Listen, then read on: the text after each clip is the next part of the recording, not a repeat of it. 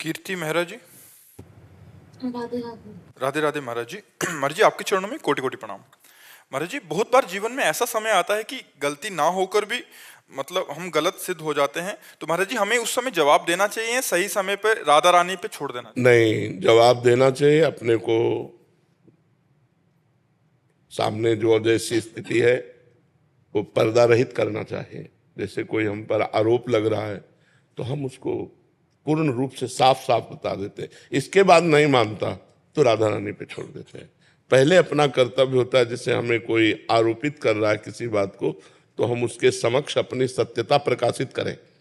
इसके बाद वो नहीं मान रहा है तो फिर श्री जी पर छोड़ देते हैं। इसके बाद भी हमको दंड मिल रहा है तो अपना प्रारब्ध मानकर भोग लेते हैं कि पूर्व का कोई प्रारब्ध है जो जबरदस्ती हमको आया है और इस रूप में दंड दे रहा है। जहां हमारा कोई अपराध नहीं लेकिन मेरे अंदर जलन पैदा हो रही है, ऐसी चेष्टा हो रही है, इसका मतलब मेरा कोई प्रारब्ध भोग है, पूर्व जन्म का कर्म है जो यहाँ आकर मुझे अपना परिणाम दे रहा है।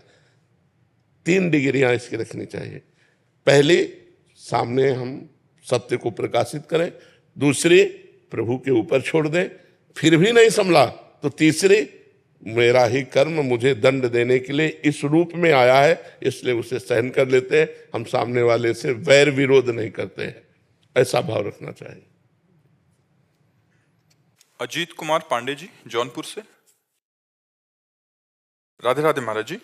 महाराज जी विगत 3-4 वर्षों से इस अधम के ऊपर आपकी जो कृपा हुई है उसको शब्दों में कहना असंभव है महाराज जी। महाराज जी आपकी ही प्रेरणा से श्री अग्र देवाचार्य श्री मलूक पीठाधीश्वर महाराज जी से दीक्षा प्राप्त करने का सौभाग्य मिला। महाराज जी पश्यंती और मानसिक नाम जप का क्या भिन्न भिन्न भाव है, या यदि हाँ तो इस तथ्य पर प्रकाश डालकर हमारा महाराज जी पश्यंती और क्रम से जब हम उपांशु में पहुंचते हैं, उपांशु का मतलब समझते हैं, तो फिर हमारा उपांशु बंद हो जाता है और पश्यंती शुरू होता है। कोई हरकत नहीं है, किसी भी तरह की कोई चेष्टा नहीं है। सामने मंत्र या नाम लिखा हुआ है और वो हर क्षण प्रतिपल चल रहा है। परा, पश्यंती, मध्यमा, वैखरी। वैखरी हम बोल रहे हैं, मध्यमा जो कंठ से होता है, पश्यंती जो दृष्टि से होता है, अंतर्दृष्टि से होता है, परा जो श्रोता होता है। अजपा जाप चल रहा है, वो जप नहीं रहा, रोम रोम रग रग में नाम की स्फूर्ति हो रही। तो अपनी स्थिति देखना चाहिए। यदि हमारा मन चंचल हो रहा है और पश्यंती में स्थिति नहीं है तो हमको उपांश में स्थिति रखनी चाहिए, मध्यमा में। जिह्वा का अग्रभाग हिलता रहे और नाम स्मरण में चलता रहे। इसके आगे अपने आप स्वतः आ जाएगी पश्यंती। पश्यंती के बाद स्वतः परा स्थिति आ जाती है। बस हम लगे रहें। निरंतर नाम स्मरण, गुरु प्रदत्त मंत्र स्मरण ही जीवन की सार्थकता है। इंद्रियों की भोग विलासता से बच पाना बहुत कठिन है। बातें बना लेना अलग बात है। इंद्रियों की भोग विलासिता का आकर्षण प्रत्येक अंतःकरण पे होता है। जो अंतःकरण उस आकर्षण में समत्व को प्राप्त कर ले वही महात्मा, नहीं तो फिर गिरा हुआ व्यक्ति है। महात्मा शब्द जो है वही स्थित होता है जो मान रहित है, जो मोह रहित है, जो किसी भी संग दोष से पराजित नहीं होता, जो निरंतर परमात्मा स्मृति में तन्मय है, जिसके अंदर कोई कामना नहीं, जो सुख दुख में समान भाव रखता है, वही परमात्मा का महात्मा है। परमात्मा और महात्मा एक ही स्थिति होती है। यदि हमारा निरंतर भगवत स्मरण चल रहा है तो ये जो मायाकृत आकर्षण है ये होगा, पर हमसे क्रियाएं नहीं होंगी, हमसे गलत नहीं होगा, क्योंकि भगवान का नाम चल रहा है। नाम पाहरू दिवस निशि, ध्यान तुम्हार कपाट। दरवाजा बंद है, भगवत स्मृति भगवत ध्यान, तो कोई भी विकार हृदय में अटैक नहीं कर सकता, कोई भी विकार परास्त नहीं कर सकता। और निर्विकार स्थिति का नाम ही महात्मा है, जहाँ किसी भी प्रकार के विकार का प्रवेश नहीं। ऊसर बरसई तृण नहीं जामा, संत हृदय जिम उपज न कामा। कोई कामना जिसके हृदय में उत्पन्न न हो वही साधु हृदय है। तो साधु हृदय तभी बनेगा जब निरंतर भगवत स्मृति, अव्यावृत भजनात् अखंड भजन, कुछ नहीं सुनना, कुछ नहीं समझना, कुछ नहीं जानना, एक बात है, संसार का चिंतन छोड़ना है। भगवत चिंतन में इतना तन्मय हो जाना है कि को हम कहाँ बिसर सुध गए, मैं कौन हूँ, कहाँ हूँ, क्या करना चाहिए, ये अभी स्मृति नहीं, क्योंकि स्मृति का तार चल रहा है, उसी में आ जाएगा। परापश्यंती मध्यमा वैखरी, सब पूर्णता उसी में हो जाएगी।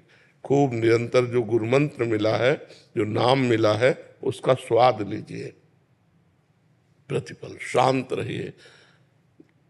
सुने न काहू की कहे और कहे न अपनी बात, नारायण व रूप में मगन रहे दिन रात। किसी के कुछ नहीं सुनना, सबका सार है चिंतन। अनन्यस चिंतयन्तो माम ये जना परिपासते, तेषाम नित्याभियुक्तानाम योगक्षेमम वहाम्यहम्। भगवान कह रहे हैं योगक्षेम की भी चिंता नहीं करनी, वो मैं करूँगा। तुम्हारा केवल कर्तव्य है अनन्यस चिंतयन्तो माम, मेरा अनन्य चिंतन करो। तो गुरुजी ने जो मंत्र दे दिया, जो उपासना दे दी, उसी में सुदृढ़ हो जाए तो भव पार हो गया, अविद्या का नाश हो जाएगा। मोक्ष मूलम गुरु कृपा, गुरु की कृपा से हमारा अविद्या का अब जो बाजार था वो उठ गया। अब हमको निरंतर स्मृति में तन्मय रहना। समझ पा रहे आप? अर्जुन अभेद आत्मा जी, महाराज जी आपके चरणों में कोटि कोटि प्रणाम। महाराज जी आप एक नंगली साहिब एक स्थान है वहां से आए हैं, कह रहे कि महाराज जी आप हमारे गुरु जी की अवस्था पर एक नजर डालिए। वो अभी उनके गुरुदेव साधना करते करते वाणी में रुकावट आ गई है, समझते सब कुछ है लेकिन बोल नहीं पा रहे, 3 साल हो गए हैं। महाराज जी आपके गुरुदेव आश्रम में ही विराजमान रहते? आपके गुरुदेव, अच्छा महाराज जी।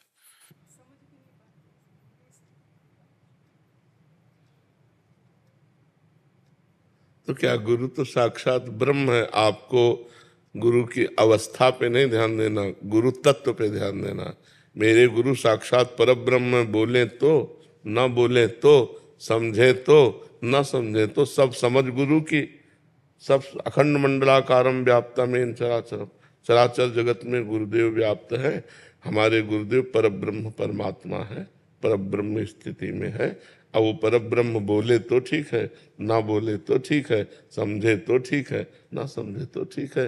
अपने को भाव रखना, मेरे गुरु परब्रह्म परमात्मा है। अब गुरुदेव के प्रति कोई स्थिति का वर्णन करना तो श्रद्धा पर फर्क पड़ जाएगा ना। तो इसलिए बस गुरु साक्षात परब्रह्म, तस्मै श्री गुरुवे नमः, मेरे गुरुदेव साक्षात परब्रह्म है, ये भाव रखना। और ये तो बाहरी इंद्रियों के विलास है। मान लो कल नेत्र दृष्टि खराब हो जाए, श्रवणेन्द्रिय खराब हो जाए, वाकेंद्रिय खराब, ये तो इंद्रियां विनाशी है, इनका तो विनाश होगा। लेकिन गुरु विनाशी नहीं, गुरु बोधमय ब्रह्म स्वरूप है। बस आपको यही भाव रखना है। हाँ, शरीर की कोई परेशानी आए तो डॉक्टर को दिखा दो, जिससे उनकी मतलब शरीर में पीड़ा कोई है, मानसिकता कोई बदल रही, तो डॉक्टर से दिखा दो। बका भाव में अपने यही रखना। अगर स्थिति का परीक्षण करेंगे तो श्रद्धा पे फर्क पड़ जाएगा। तो श्रद्धा बढ़ाना हमारा कार्य है या श्रद्धा में फर्क पड़ाना कार्य है? हमारा कार्य श्रद्धा पुष्ट करना। तो गुरु साक्षात परब्रह्म, जैसे हम मूर्ति को ब्रह्म मानकर पूजते हैं तो ब्रह्म की प्राप्ति हो जाती है ना, ऐसे गुरु मूर्ति ब्रह्म स्वरूप। अब हमको आगे किसी से प्रश्न इस विषय में नहीं करना, क्योंकि फिर आपकी श्रद्धा पे फर्क पड़ेगा। हमारी श्रद्धा जब एक पाषाण पे हो जाती है तो भगवान की प्राप्ति हो जाती है। तो चैतन्य घन परमात्मा स्वरूप गुरुदेव पे हो जाए तो फिर हमारी श्रद्धा में कोई फर्क नहीं पड़ना चाहिए। श्रद्धा बढ़ाती जाओ कि मूर्तिमान ब्रह्म है, मूर्तिमान परमात्मा है, आपका काम बन जाएगा। समझ नहीं ना? साहिल जी मथुरा से, महाराज जी राधे राधे, आपके चरणों में कोटि कोटि प्रणाम। महाराज जी हमारी ये आदत है कि हम अपने आपको दूसरों से बहुत कंपेयर करते हैं, जिसके कारण हमें ही दुख मिलता है। महाराज जी हाँ, इसलिए तो बहुत खतरनाक है, बहुत परेशानी। अगर छोटा समझ में आए तो अभिमान आ जाएगा, बड़ा समझ में आए तो ईर्ष्या हो जाएगी, दोनों में हानि है। ये नहीं करना चाहिए। अगर अपने से श्रेष्ठ निकला तो ईर्ष्या हो जाएगी, जलन हो जाएगी, और अपने से लघु निकला तो अब अभिमान हो जाएगा, दोनों में हानि है। तो ऐसा नहीं करना चाहिए। अपने को देखना है। तेरे भावे जो करे भलो बुरो संसार, नारायण तू बैठ के अपनो भवन भुआर। अपने हृदय को शीतल करना है, अपने हृदय को निर्विकार करना है, अपने हृदय को महान बनाना है। उसे किसी से कंपेयर नहीं करना। सब में भगवान है ये भावना करके सबको छोड़ दिया और अपने को सुधारना है। साधक एक मैं हूं, संपूर्ण संसार भगवान का स्वरूप है, ऐसा मानने वाला बहुत जल्दी भगवत प्राप्ति कर लेता है, बहुत जल्दी उन्नतिशील हो जाता है। समझ पा रहे आप? हाँ, ऐसे तो फिर इसमें हानि हो जाएगी। कर्नल मनीष कुमार जी। राधे राधे। राधे राधे स्वामी जी। स्वामी जी, जीवन में सब कुछ प्राप्ति के बावजूद भी एक डर सा है महाराज जी, मार्गदर्शन करें इससे टेंशन। अभी जिसकी प्राप्ति के बाद सब कुछ प्राप्ति हो जाता वो नहीं मिला, इसीलिए डर नहीं गया। एक अपूर्णता है। देखो, जो कुछ तुम्हें प्राप्त हुआ है वो सब अपूर्ण है। तुम्हारा शरीर कुछ समय बाद नहीं रहेगा, कुछ समय पहले नहीं था, ये कुछ चंद वर्षों के लिए बीच में प्रकाशित हुआ है। ये रूप पहले नहीं था, तुम थे पर रूप नहीं था, कोई और रूप था। अभी तुम इसमें अपनापन मान करके इनके भोगों को सब कुछ प्राप्त मान रहे हो। जैसे आपके पास रुपया है, पद है, नाना प्रकार की भोग सामग्री है, जो अनुकूलता चाहिए वो है, लेकिन क्या ये स्थायी है? क्या पत्नी, पुत्र, परिवार, बैंक बैलेंस, पद, प्रतिष्ठा ये स्थायी है? नहीं, ये अस्थायी है, नाशवान है। जहां आपका शरीर छूटा तो आपको अगले जन्म जहां जाओगे तो ये बैंक बैलेंस काम नहीं आएगा, ये पत्नी पहचानेगी नहीं, ये पुत्र आपको प्यार नहीं करेगा, ये शरीर आपका भस्म हो जाएगा। यार, तो अपने पास मिला क्या? कुछ नहीं मिला।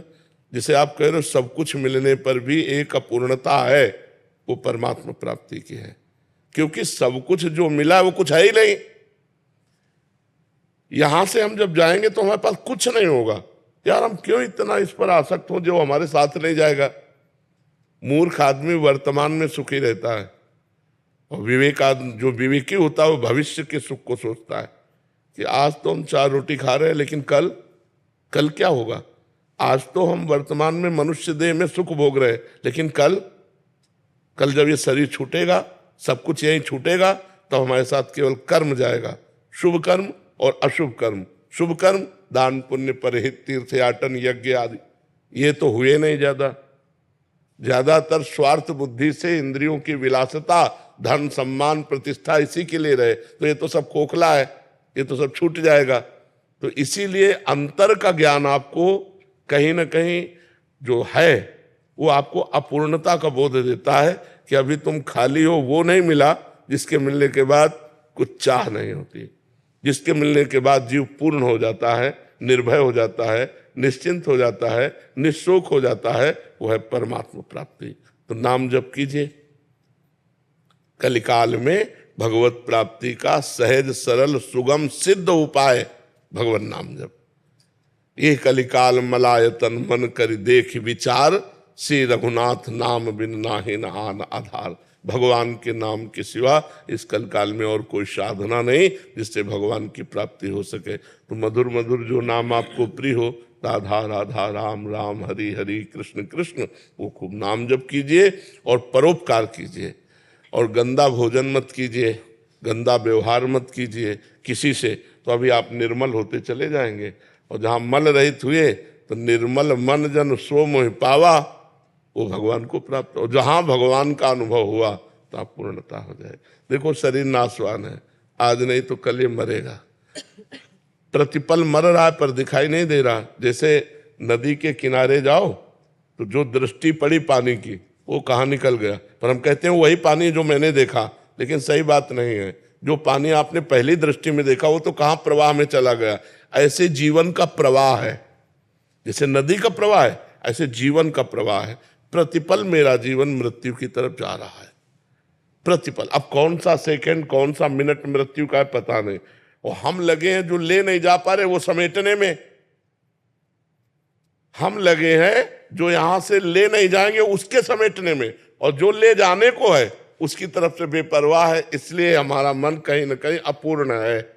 उसको पूर्णता परमात्मा से मिलेगी, इसलिए खूब नाम जप कीजिए। अखिलेश जी वाराणसी। राधा वल्लभ श्री गुरु। महाराज जी आपके चरणों में कोटि कोटि प्रणाम। गुरुदेव भगवान, आप कई बार कहते हैं कि भगवान के मार्ग पर चलने वाला यदि झूठा भी चलने का दिखावा करता है तो भगवान उसे एक दिन सच्चा बना लेते हैं और अपनी भक्ति देते हैं। झूठा खेले साचा होए। तो महाराज जी हम में भी अभी तो झूठ और ढोंगी है, और सच्ची भक्ति कब आएगी महाराज जी? कब से प्रतीक्षा कर रहे हैं? ये आने लगा ना कि मैं झूठ हूं, मुझे सच्ची भक्ति चाहिए, ये उसका सीढ़ी है, ये उसी का सोपान है। आप जैसे कर रहे हो ऐसे करते रहो।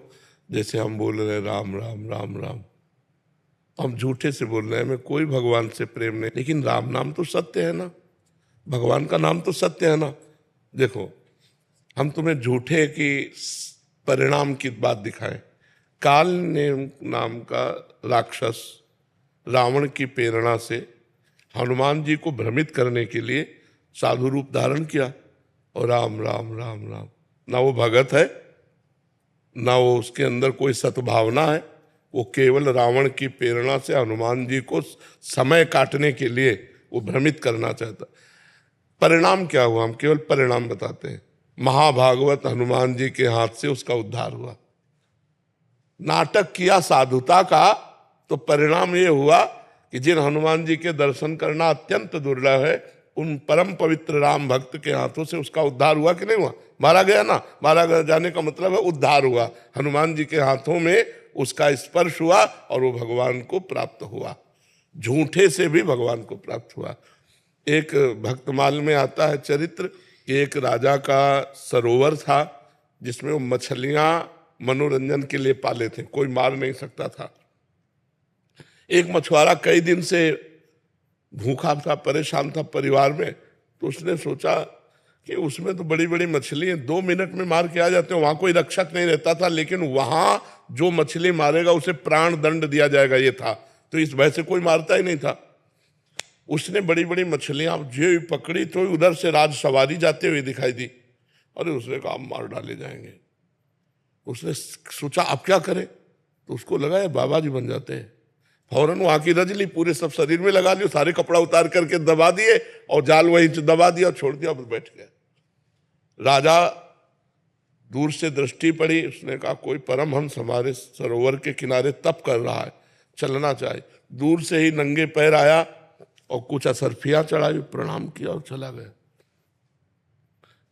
टापू से समझा कि निकल गया, आंख खोली तो देखा असरफियां सामने। तो उसने विचार किया नकली बाबा जी बने तो असरफियां मिल गई, अगर असली बाबा जी बन जाए तो क्या नहीं मिल जाएगा। उसी समय से वो वैराग्य लेकर भगवान के मार्ग में चला।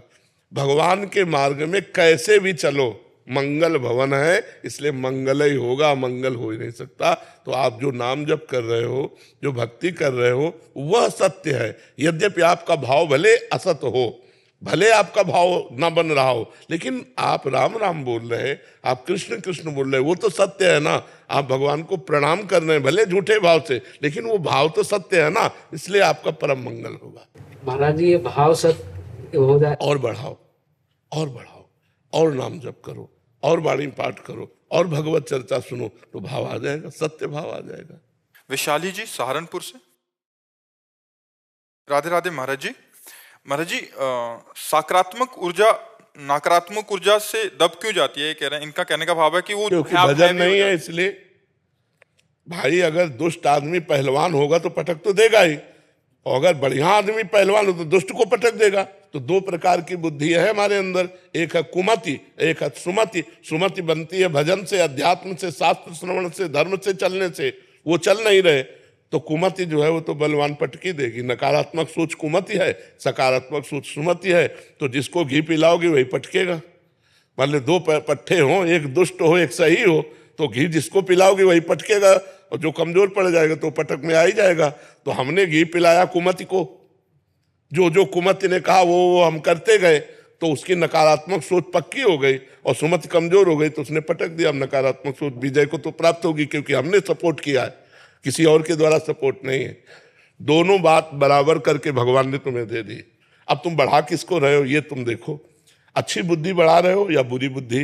बुरी बुद्धि को तो लोग बढ़ावा दे रहे हैं और अच्छी बुद्धि को दबा रहे हैं। तो अच्छी बुद्धि जब पूर्ण रूप से दब जाती है तो वो डिप्रेशन में पहुंच जाएगा, क्योंकि नकारात्मक सोच उसको गिराती गिराती और यहां तक ले जाती है। वही लिखा कि ऐसे भी हो जाता कि मानव देह त्याग करने के बारे में सोच ले। हाँ देखो बताया ना आपको, वो लिखा वहां है, वहां आपको इसलिए बता रहे कि उसका परिणाम ये है। तो हमें चाहिए कि अच्छी बुद्धि को हम बढ़ावा दें, हम अच्छा भोजन पावें, अच्छे लोगों से मिले, शास्त्र स्वाध्याय करें, संतों की बात सुने, अच्छे आचरण करें। अभी सकारात्मक बुद्धि बढ़कर नकारात्मक को दबा देगी, अभी आनंद आ जाएगा। देखो कितना भी कष्ट हो, अगर सकारात्मक सोच है तो आप कष्ट को झेल जाएंगे, और कितना भी सुखी हो सब बढ़िया है, लेकिन नकारात्मक सोच है तो आप डूबोगे, आप दुखी होगे, ये बात है। Let's next Suraj Singh ji. राधे श्याम। राधे राधे महाराज जी। महाराज जी, आप कह रहे हैं कि मानव जीवन का अध्यात्म की चरम अवस्था क्या है महाराज जी, और कर्तव्य पालन करते हुए इसको कैसे प्राप्त किया जा सकता है? चरम अवस्था यह है कि जैसे हम ऐसे छोड़ दो, बिल्कुल कोई कंट्रोल मत रखो अंदर, तो हमारा मन विषयों की तरफ चला जाता है। ऐसे ही बिना किसी चेष्टा के हमारा मन भगवान की तरफ चला जाए, यह है चरम अवस्था, कि बिना कुछ प्रयास किए सहज मन की गति भगवान में पहुंच गए। हम चाह नहीं रहे, हम कर नहीं रहे, जैसे दिल स्वयं धड़क रहा है, पलकें स्वयं लग रही, ऐसे हमारा स्वयं भगवान का नाम स्मरण चल रहा है। इतना भजन कर लिया कि मन बुद्धि ये भगवान के भजन में तन्मय हो गए, बिना प्रयास के अनायास ही भजन में लग गए, तो समस्त द्वंद्वों पर विजय प्राप्त कर लेगा, समस्त परास्त कर देगा विकारों को। वो मन इंद्रियों का गुलाम नहीं होगा, जिसका ऐसा भजन होगा। तो ऐसा भजन, इसे कहते हैं अव्याव्रत भजन। अव्याव्रत तैल धारा, अखंड निरंतर भजन, उठते बैठते चलते सोवत हो रसना रटे राधा कृष्ण सुनाम, शयन कर रहे तो भी राधा कृष्ण राधा कृष्ण राधा, ये चरम अवस्था। ये तो गुरु की कृपा से ही। हाँ कृपा से, पर हमारा प्रयास भी। गुरुदेव भगवान शरीर का पोषण तो माँ बाप कर देते, लेकिन स्वरूप का पोषण तो गुरुदेव भगवान की कृपा से ही। पर इसमें अपना प्रयास भी, जैसे जो नाम दिया, जो मंत्र दिया, अगर आप उसका जप कर रहे हो और गुरु कृपा बढ़ती जा रही, तो आपकी रुचि बढ़ती जाएगी उसी मंत्र में, उसी नाम में, और बढ़ते बढ़ते ये स्थिति आ जाएगी। और स्थिति जब आ जाती है तो जैसे पानी कहीं भी छोड़ो नीचे जाएगा, अगर उसको ऊपर चढ़ाना है तो यंत्र की जरूरत है। ऐसे मन कहीं भी छोड़ो विषयों में जाएगा, अगर ऊपर चढ़ाना है तो मंत्र की जरूरत है। अगर मंत्राकार वृत्ति हो गई, जीवन का चरण। मतलब गृहस्थ में रहते हुए अपना कर्तव्य का ईमानदारी से पालन करते हुए गुरुदेव भगवान ऊंचाई पे चढ़ा जा सकता है। बिल्कुल चढ़ा जा सकता है। ऐसे कितने गृहस्थ हुए हैं, प्रमाण है कि जो चरम अवस्था को प्राप्त हुए। भाई जी से हनुमान प्रसाद पोद्दार जी तो अभी वर्तमान के ही समय के महापुरुष थे और गृहस्थ थे, पुत्री भी थी, पत्नी भी थी, सब थी। तो धर्म पूर्वक चला जाए और नाम जप किया जाए तो ऊंचाई हम प्राप्त कर सकते हैं। सूर्य चौहान जी छत्तीसगढ़ से। महाराज जी, आपके चरणों में कोटि कोटि प्रणाम। महाराज जी, किसी संत महापुरुष, ज्ञान विज्ञान, भगवत धर्म शास्त्र, किसी भावना अथवा किसी प्रेरणा से भगवत प्राप्ति के इस मार्ग में चलने वाले साधक अथवा गृहस्थी उस परम अवस्था को उपलब्ध ना हो सके, तब ऐसी स्थिति में उस साधक अथवा गृहस्थी के लिए कैसी दुर्गति हितकर होगा?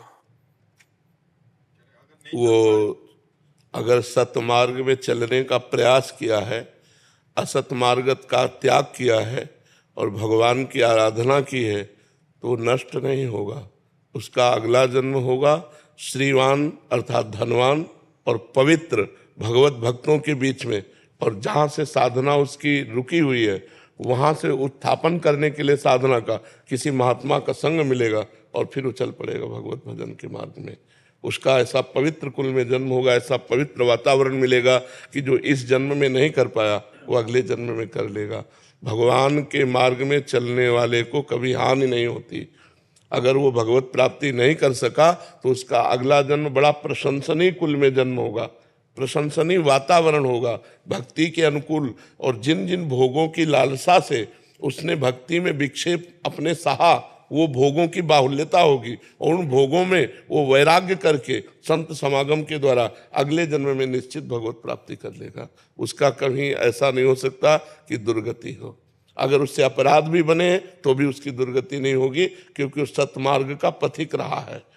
जैसे सरकारी आदमी से कोई अपराध बन जाए, उसको ऐसे जन साधारण की तरह ट्रीटमेंट नहीं किया जाता। ऐसे वो सरकारी आदमी है, भगवान का जन है, वो भगवत प्राप्ति नहीं कर पाया किसी वासना के कारण, किसी विक्षेप के कारण, तो वही वासना उसको आगे बहुतायत में मिलेगी और वो भगवत प्राप्त होगा। जैसे कोल्य जी और अल्ल जी नाम के दो भाई थे, उनमें एक बड़े भाई तो बड़े धर्मात्मा थे और जो छोटे भाई थे वो बड़े विषयी थे। उनका राजा के पुत्र के साथ मित्रता हुई तो राज परिवार में वो बैठते उठते खाते, उनका सारा खान पान बिल्कुल राजा के पुत्र को वाला, वो जो ऐसे मांस भक्षण करता, शराब पीता, वैसे सब पूरा। और एक था सात्विक वृत्ति से रहना और निरंतर भजन करना। पर वो जो छोटा भाई था वो बड़े भाई के प्रति श्रद्धा विशेष रखता था कि मैं तो नीच हूं, मेरे भैया बहुत अच्छे महात्मा हैं। और वो विरक्त होकर भ्रमण करते हुए एक दिन आए तो प्रणाम किया तो उसकी दशा देखी, उनका तुम मेरे भाई हो, चलो आज चलते हैं द्वारिकाधीश के दर्शन करने। ये सत्य घटना। वो द्वारिकाधीश के दर्शन करने गए तो उन्होंने स्तोत्र सुनाया, बड़े भाई जो भजनानंदी थे। छोटे भाई से कहा तुम भी सुनाओ, तो सकुचा गए कि हम क्या सुनाए, हम तो विषयी जीव हैं। पर एक पद ब्रज लीला का याद था उनको कहीं से, तो उन्होंने ठाकुर जी को, द्वारिकाधीश को ब्रज लीला का पद सुना। जो ही पद सुनाया तो ठाकुर जी बोले वाह वाह वाह, आवाज आई। उनके भाई के हृदय में जलन हुई कि जीवन हो गया, पद सुनाते हो कभी वाह नहीं बोले, और हम जानते हैं कैसे आचरण का है और ये वाह बोल दिए। चलो, इतने में ठाकुर जी ने अपने निजी जो सेवक थे उनसे प्रसाद और माला दी और कहा पीछे छोटे भाई को दे जाके।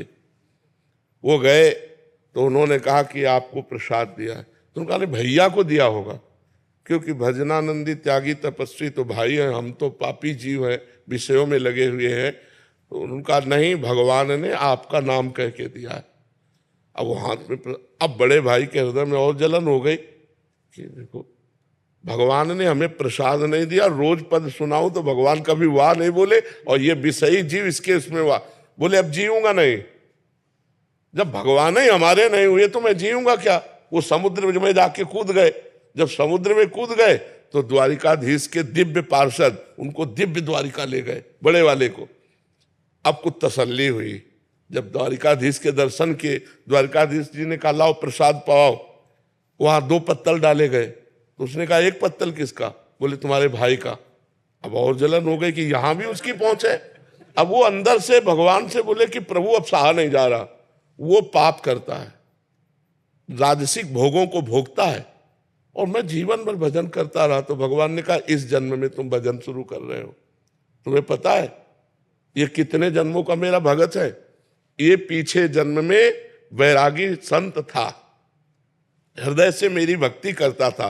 एक दिन जंगल में रुका हुआ था तो देखा राजा की सवारी रुकी, तो राजा का वैभव देखकर इसको लगा कि यार भोगों में सुख है, तो इसी लालसा ने इसे भगवत प्राप्ति नहीं होने दिया। अब आकर के ये राजपुत्र के साथ भोग भोग रहा है, लेकिन ये पुराना भजनानंदी हमारा है। तो समझ रहे, तब उनको समझ में आया। तो वर्तमान में यदि हमारी कोई वासना हमें भगवत प्राप्ति से रोक देगी तो अगले जन्म में उस वासना की बहुतायत होगी और भगवान की कृपा होगी और भगवत प्राप्ति होगी। वो छिन्न भिन्न नहीं हो जाएगा, नष्ट नहीं हो जाएगा, क्योंकि भगवान का नाम, जैसे हमने एक बार बोला राधा, अब ये अविनाशी है, अब ये भगवान की बैंक में जमा हो गया। अब हमसे कोई पाप बनेगा तो हमें दंड मिलेगा, लेकिन वो राधा नाम जो जमा है वो हमारा कल्याण कर देगा। इसीलिए सबसे कहते हैं नाम जप करो, भगवान के मार्ग में चलो, इससे तुम्हारा कभी अमंगल होने वाला नहीं। मंगल भवन अमंगल हारी है। हाँ, भगवान मंगल भवन है जी। प्रोफेसर डॉक्टर प्रदीप भारद्वाज जी, राधे राधे। राधे राधे महाराज जी। महाराज जी, आप कह रहे हैं कि आप तीर्थ स्थलों पे मतलब निशुल्क मेडिकल सेवा देते हैं। महाराज जी, ये कह रहे हैं कि मेरे मन में एक प्रश्न बार बार आता है कि हम अक्सर देखते हैं कि तीर्थ यात्रा को जीवन के अंतिम चरण यानी वृद्धावस्था से जोड़ा जाता है, लेकिन क्या ये यात्रा युवावस्था में अधिक प्रभावशाली और जीवन की दिशा देने वाली हो सकती है? बिल्कुल। तीर्थ यात्रा का सही समय क्या है और महाराज जी जीवन के हर चरण को इसमें अपनाना चाहिए या? वैसे सत धर्म के लिए प्रहलाद जी ने कहा है, यदि कुमार अवस्था से संस्कार अच्छे डाले जाए और यौवन अवस्था में सतधर्मी बने तो विजयी होता है। अब सब इंद्रियां शिथिल हो गई हैं, अब माला लेकर के बैठो लार चूरे, तो वो भजन थोड़ी हो रहा है।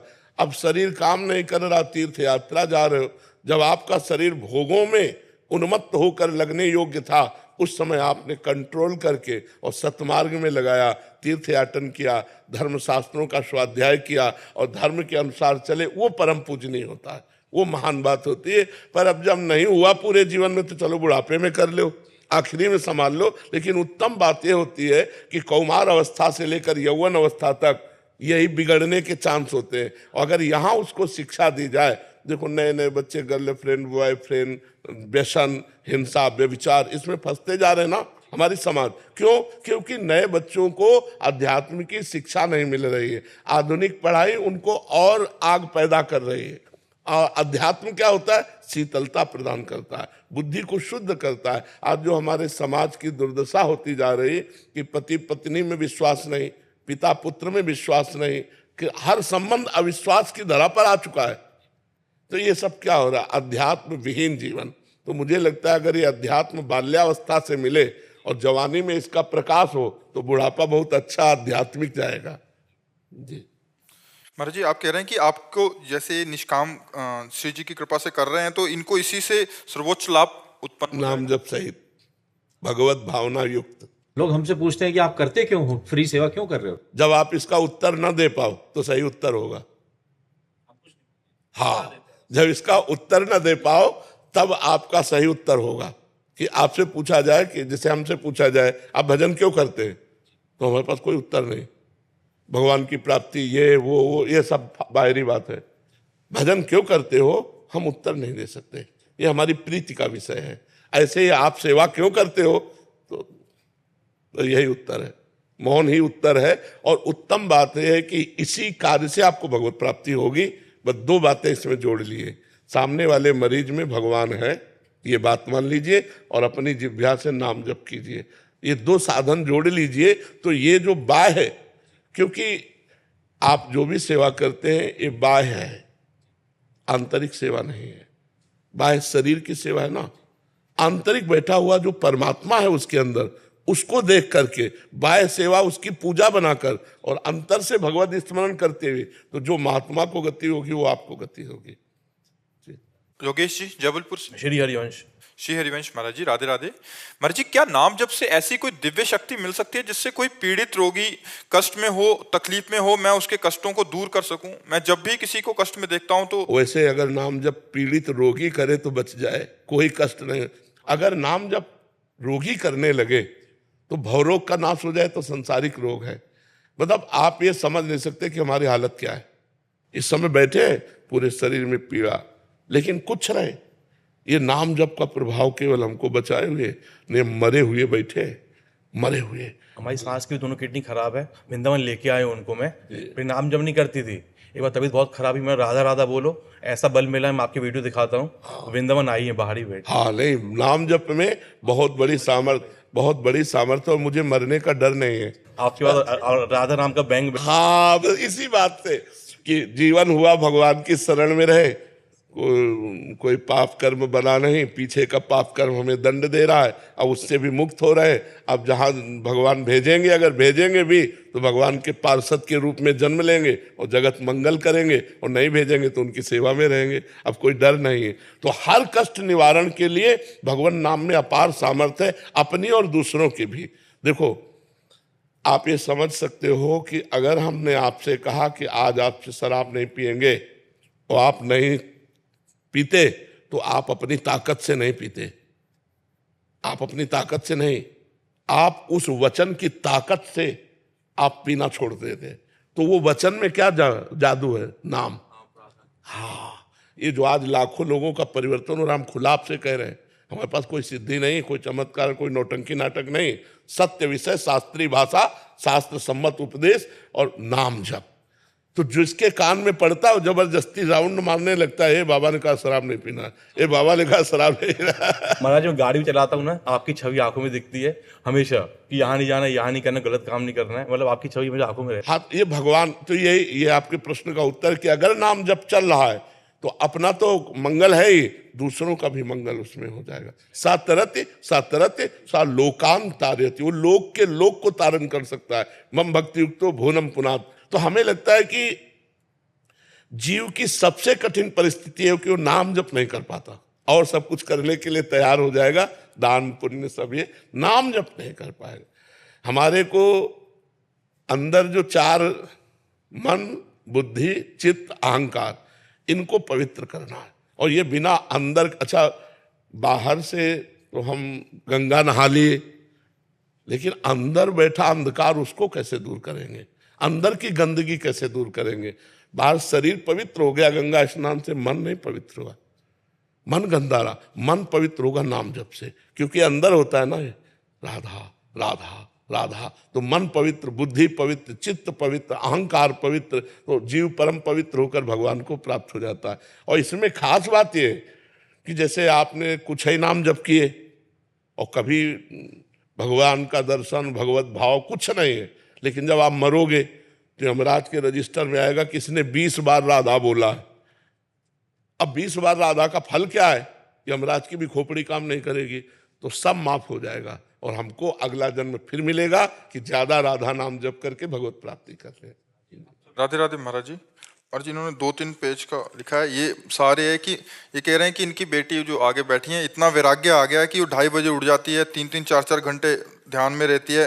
पपीता खा लिया तो रोटी नहीं खाती, रोटी खा लिया तो पपीता नहीं खाती, हर चीज को सोचते खाती, खाऊं या नहीं खाऊं, और मतलब नहीं, आप सोती भी क्यों 3 खाते घंटे हैं? हैं। ठाकुर जी को पवा के प्रसाद पाओ आप। ये कह रहे हैं कि बस इसको बोल दो खा पी ले, मतलब इतना वैराग्य हो गया कि क्या बताऊं। इसे वैराग्य नहीं कहते बच्चा, इसे उद्दंडता कहते हैं। शरीर क्षीण हो जाएगा, भजन थोड़ी होगा।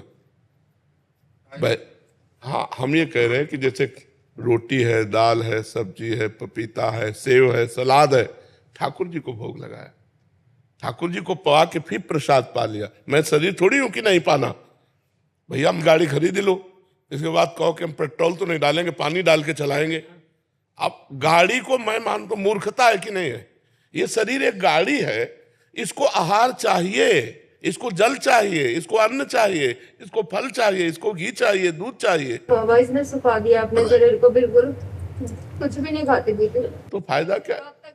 देखो, मनमानी आचरण करने से हम आपको बताएं कितनी चिड़ियां हैं जो केवल फल चुगती हैं, क्या उनको भगवत प्राप्ति हो जाती है? कितने जीव हैं जो जलचर जीव हैं, केवल पानी पी के रहते हैं, उनको भगवत प्राप्ति हो जाती है क्या? गुरु की आज्ञा के अनुसार चले तो बात समझ रहे हो बच्चे? हमारी बात समझ रहे हो? आज से जो चीज मम्मी दे वो पहले ठाकुर जी को पवाओ जाके, और खूब नाम कीर्तन करो, और इसके बाद उसे पालो। ठीक है, मानोगे हमारी बात? 3 बार नहाती है, फिर सर्दियों में भी ठंडे पानी से ही नहाओ। 3 बार नहाती, कोई परेशानी नहीं, कोई परेशानी नहीं। नहीं, पैरों में कुछ भी इतने जख्म हो रहे हैं, बार बार पैर हाथ धोने से। दवाई नहीं लगवाती, डॉक्टर की दवाई नहीं, बार बार पैर क्यों धोती हो? वैसे जाते हैं हाँ, लघु शंका सोच, तो अब हर बार थोड़ी लघु शंका सोचो, यार 100-200 बार। 2 मिनट में धोती है ये। पैर में जख्म हो रहे, दवाई नहीं लगाती। देखो, जहाँ जख्म लगे वहां तो दवा लगा लो, और पैरों को जब लघु शंका गई ना, तो ऐसे बूंद लिए पानी के और ऐसे छींट मार दिया। ठीक है?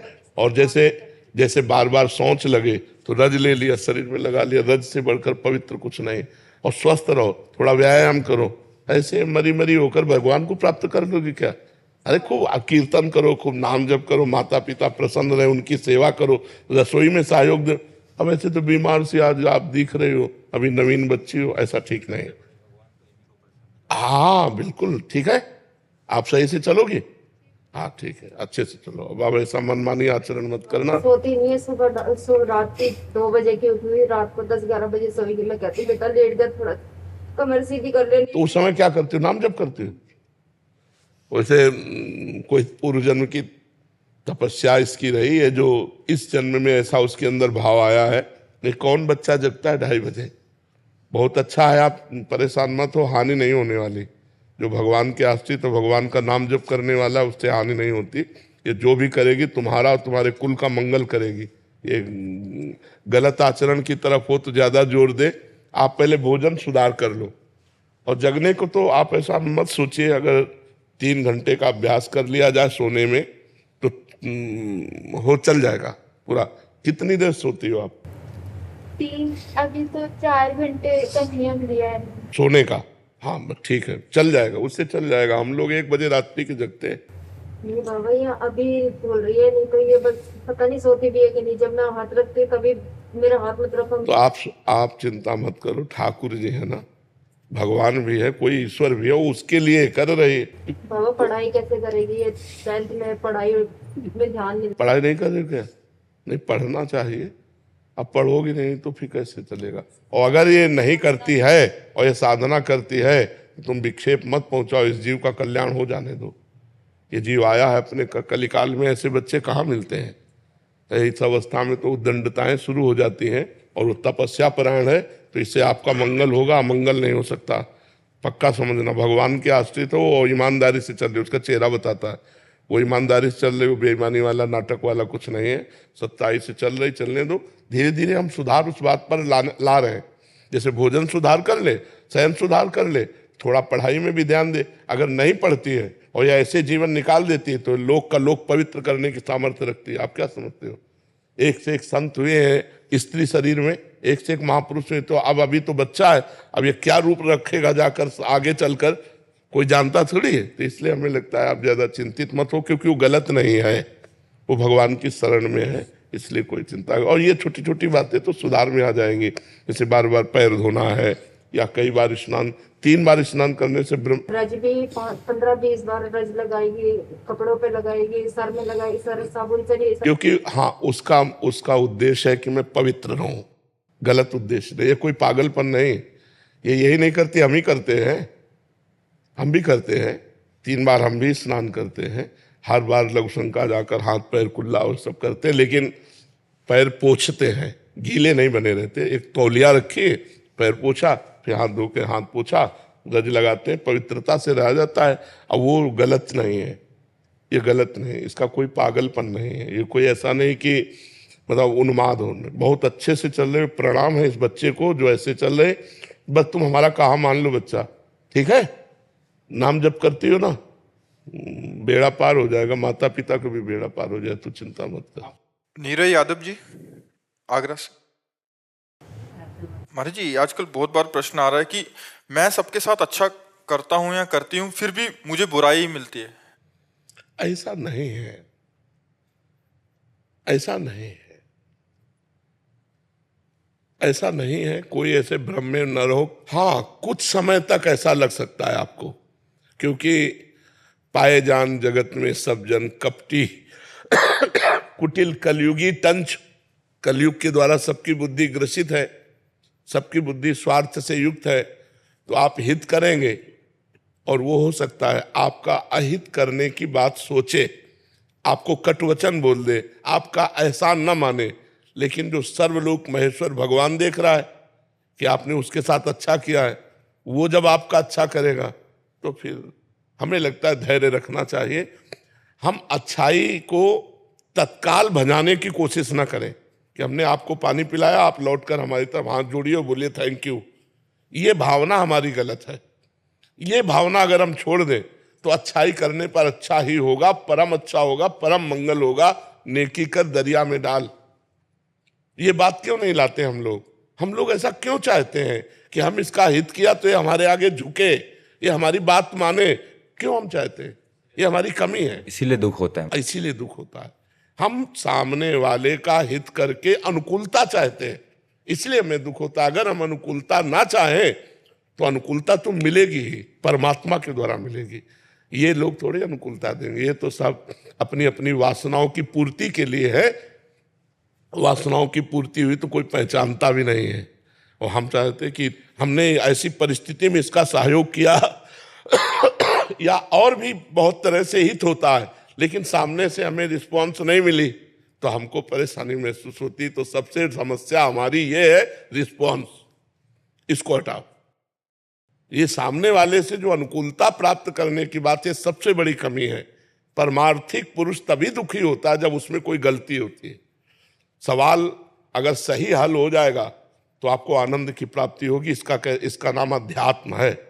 ये कभी, इसका परिणाम कभी गलत नहीं होता, इसका परिणाम मंगलमय होता है, क्योंकि भगवान मंगलमय है ना।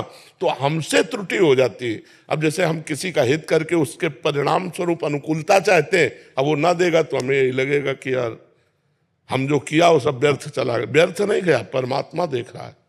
सच्चे परमार्थी तुम हो अगर हित करने वाले, तो तुम्हें केवल भगवान से चाह करनी चाहिए कि अनुकूलता तो भगवान देगा, ये क्या देंगे, हमें भगवान ने अवसर दिया, हम इनको अनुकूलता दे देते, अनुकूलता की मांग नहीं करते। तो देखो अभी हृदय आनंदित हो जाएगा।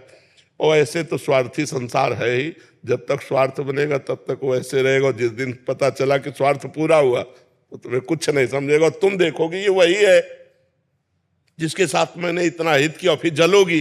तो ये जलना आपकी कमी है, आपकी गलती। अगर आप अध्यात्म में सुधार कर लें तो आनंदित हो जाएंगे।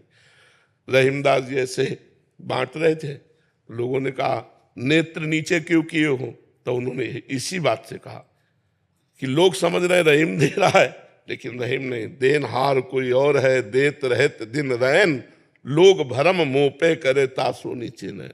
अगर हम इस भाव से परहित करें तो हमको कभी दुखी नहीं होगा, कभी दुख नहीं हो सकता, क्योंकि हम आपसे चाहते ही नहीं है, हम तो केवल हित कर रहे हैं। परमात्मा ने प्रेरित किया तो नेकी कर दरिया में डाल। बहुत बढ़िया सिद्धांत है, अगर ये समझ जाओ, नहीं समझोगे तो फिर परेशान हो। महाराज जी, हित कब कब करें और कब ना करें, पर हित कब कब करें और कब ना करें? अवसर आने पर। परहित के लिए झोला टांग के थोड़ी घुमा जाता है, परहित के लिए झोला टांग के थोड़ी घुमा जाता है। हम परहित करें।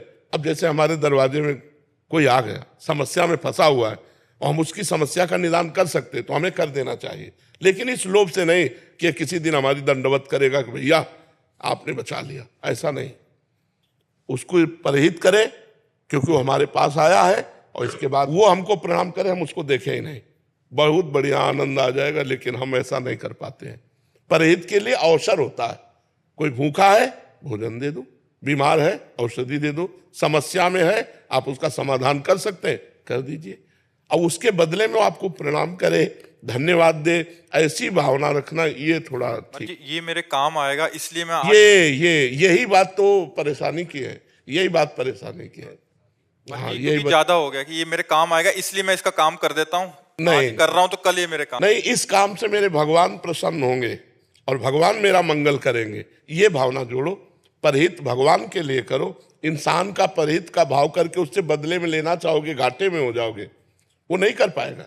हम सब में भगवान को देख के, हाँ, तो दियम वस्तु गोविंदम तुभ्यमेव समर्पयेत्, तो बढ़िया बात बन जाए। महाराज जी, जैसे हम लोग यात्राओं में जाते हैं तो बहुत सारी महिलाएं जो आती है हमारे पास, उनके पास सबके पास एक ही प्रश्न होता है कि हम इतनी मुश्किल से यहाँ तक पहुंचे और उन्हें फिर वो मासिक धर्म वगैरह हो जाता है, तो उस अवस्था में वो लोग क्या करें कि वो दर्शन करें या ना करें? दर्शन करने का सौभाग्य तो नहीं छोड़ना चाहिए, क्योंकि मासिक धर्म एक शरीर की प्रक्रिया है जो प्रत्येक माताओं बहनों के शरीर में स्वाभाविक आती है, महीने में एक बार आती है। अब वो अचानक ऐसी स्थिति आ गई है और बार बार आना जाना हो नहीं सकता, तो हमें लगता है कि स्नान करके और भगवत प्रसादी चंदन जल आदि छिड़क करके भगवत दर्शन कर लेना चाहिए दूर से। ना कोई सेवा सामग्री देनी चाहिए और ना वहाँ स्पर्श करना चाहिए, दूर से दर्शन तो कर ही लेना चाहिए। पता नहीं जिंदगी में दोबारा आना हो कि ना आना हो। और ये मासिक धर्म कोई ऐसा नहीं कि बहुत निंदनीय बात हो, बहुत वंदनीय बात है। माताओं ने देवराज इंद्र की ब्रह्म हत्या को अपने ऊपर लिया है, ये अपराधी नहीं है कि मासिक धर्म निंदनीय, ऐसे नहीं है। इसका रहस्य समझिए। जो माताओं में मासिक धर्म होता है, देवराज इंद्र त्रिभुवन पति है और उनके द्वारा ब्रह्म हत्या बनी वृत्तासुर के मारने की, तो उस ब्रह्म हत्या को ब्रह्म ऋषियों ने विभाजित किया। पहले नदी को दिया जो फेन बुदबुदा के रूप में ऊपर होता है, दूसरा वृक्षों को दिया जो गोंद के रूप में होता है, तीसरा भूमि को दिया जो ऊषर भूमि के रूप में होता है, चौथा माताओं बहनों को दिया जो मासिक धर्म के रूप में होता है। तो ये इनकी वंदना है कि इन्होंने त्रिभुवन पति ब्रह्म ऋषियों की हत्या को इन्होंने अपने ऊपर लिया, इन्होंने थोड़ा अपराध किया है। अब उससे लाभ से वंचित कर दिया जाए इनको, तो ऐसा नहीं, ऐसा नहीं। वो स्नान आदि करके पवित्र होकर यदि दर्शन कर ले तो सौभाग्य, क्योंकि बार बार तो जाना नहीं है। बहुत मुश्किल। हाँ, नहीं, हम इस बात में स्वीकृति कि आप कुछ भेंट नहीं दे सकती, आप कुछ छू नहीं सकते, लेकिन दूर से दर्शन करके अपना जीवन सौभाग्य तो संभाल सकते हैं। क्योंकि इतनी मेहनत करके किसी भी धाम में सबके पास इतनी अर्थ बाहुल्यता नहीं होती।